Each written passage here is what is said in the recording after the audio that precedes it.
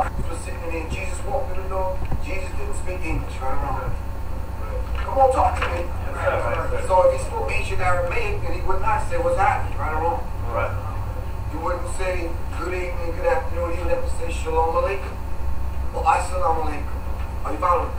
Because he greeted his followers in peace, right or wrong?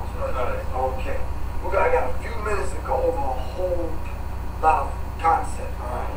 So what I need you to do is just kind of bear with me.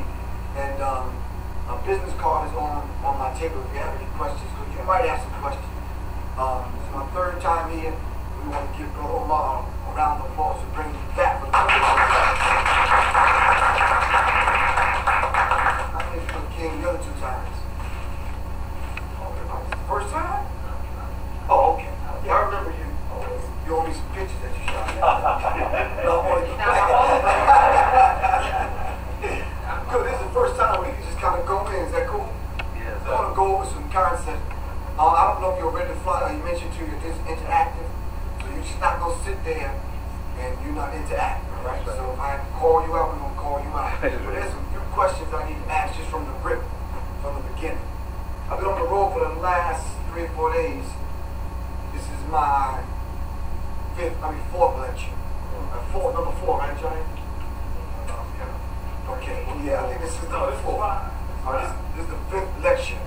And what I wanted to do is just kind of recap what I went over the last week, traveling with this good brother, Jair Muhammad, to Fayetteville, North Carolina. We did a few lectures, and then we went over to Augusta, Georgia.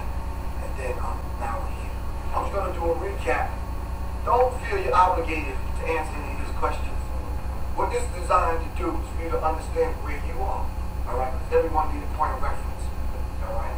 If I ask you a question, listen, in about an hour my voice is going to get raspy. I look at you and I may raise my voice and say something. I'm not talking to you. I'm talking to the people that's not here. Alright? So just don't take it personal. But we need to get a few things out of the way so we can set the cultural and historic reset button. Alright? So we need to figure out where we are. Alright? We got to check the pulse of black people to see where we are, to see where we need to get to. Is that cool? Alright. One of the questions I asked in the study group yesterday in Augusta was this. Who started Black History Month? Just kind of raise your hand.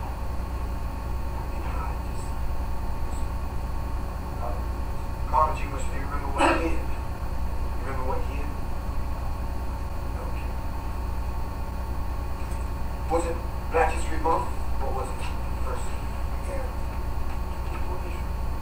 Negro history. A lot of people say they gave us the shortest time of the year, which is February, to celebrate a vast history.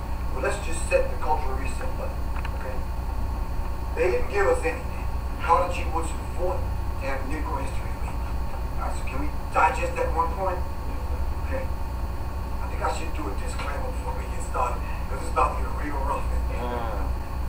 Please, if you have any questions about what I said, you really kind of don't agree with, don't sit right with you, please don't take it out on that brother in the mosque, throwing eggs at the front of the mosque, and kid in his car, and all that kind of mess.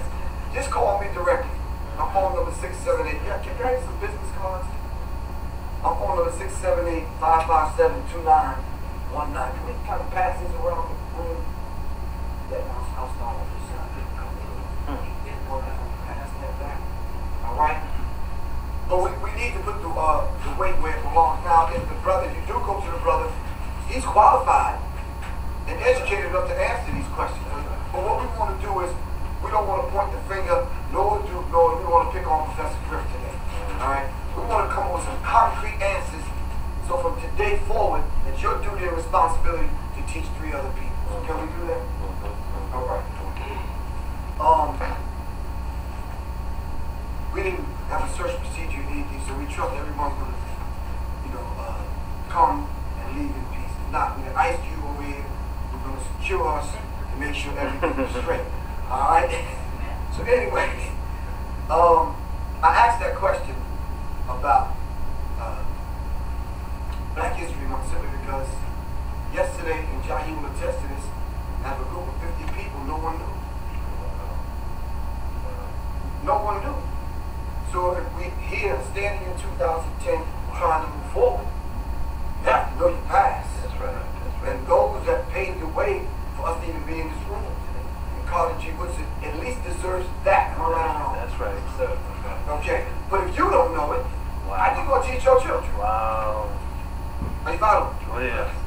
Okay, so what I did, I brought some information about Carter G. Woodson. It was in 1926 that he launched Negro History Week. Chosen in the second week of February between the birthdays of Frederick Douglass and Abraham Lincoln, which is a hell of a thing. We're going to deal with that in a minute. Which elevated and evolved into Black History Month, 1976. He wrote the book, The Miseducation of the Negro. All right. Inside the book is on the table back there if you brothers need it. If you haven't read certain books, which I'm going to mention through the course of my lecture, all right, there's some foundational books that you have to read. Yes, you may not even be Christian or Muslim, but you still have to have the Holy Quran and Bible. Go ahead. You follow? Go ahead. Chancellor Williams' Destruction of Black Civilization, you have to have that. Stolen Legacy by George G. James. The ISIS Papers. All right, by Dr. Francis Cresswell. If you don't have these books, not only on your shelf, we have to write them into the hearts and minds of our people because, listen, these brothers and sisters paved the way so that we can celebrate and come here together, right or wrong? That's right. That's right. The least we can do is study their work. That's right. I mean, that's the least we can do. That's right. If you haven't studied, watched my Alpha 21 or studied what the brother put down in the Willie Lynch letter, we have to understand these things, all right? All right, so Carter G. Woodson said this in his book. I'm going to try to do this without my glasses. It says, when you control a man's thinking, you don't have to worry about his actions. You do not have to tell him not to stand here or go yonder. He will find his proper place, and he'll stay in it. You do not need to send him to the back door. He will go without being told. In fact, if there ain't even a damn back door, he will go cut one out for his special benefit. All right? His education makes it necessary for him to do that. That's Carter G. Woodson in 1926. Are you following me? So we need to understand the importance of education and the value of history. All right? Elijah Muhammad said, if you do better, you would do better. I'm going to say that again in English. If you do better, you would do better. But how many of us have children that are sitting here? Do we hold the children responsible? I think there's an African proverb, when you send a child on a mission and they fail, we can't get mad at the children if we haven't properly prepared them for that particular mission. That's right. Are you following me? Come on now, you'll give me a weak response.